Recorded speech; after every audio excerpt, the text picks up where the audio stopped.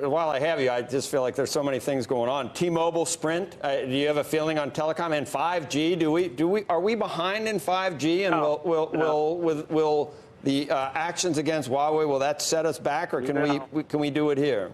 I made a priority 5G, and before I got here, we were way behind, and I think now we're actually going to be leading very shortly. You know, we're leading in everything. We are. If you look at China, as great as they are, and they are great, they don't have near the capability of our geniuses in Silicon Valley that walk around in undershirts and they're worth $2 billion apiece, okay? They don't have nearly the genius that these people have. And they practically admit it. They don't want to exactly say that.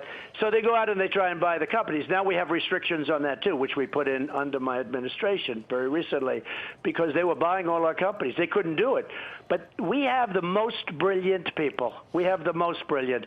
Huawei is very powerful, very strong. Don't forget ZTE. I did something with them where I closed them up, and they paid us as a country $1.2 billion fee, and we changed their board and changed their management. We allowed them to open, but ZTEs are much smaller. That was a $1.2 billion done in 1 week.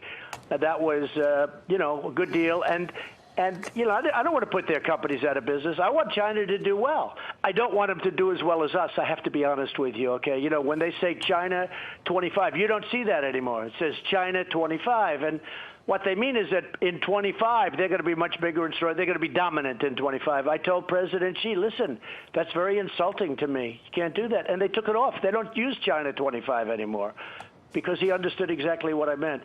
Look, I said it before. We picked up $10 trillion more than that in value, and they've lost $15 to $20 trillion in value since the day I was elected, and we're doing great. I hope the Raytheon deal, I hope it can happen, but I don't want to see where we have one less person that can compete for an order. I don't want to see that. It's no good. And as far as the U.S. Chamber of Commerce, they have to start representing the United States, not just the companies that are members of the U.S. Chamber of Commerce.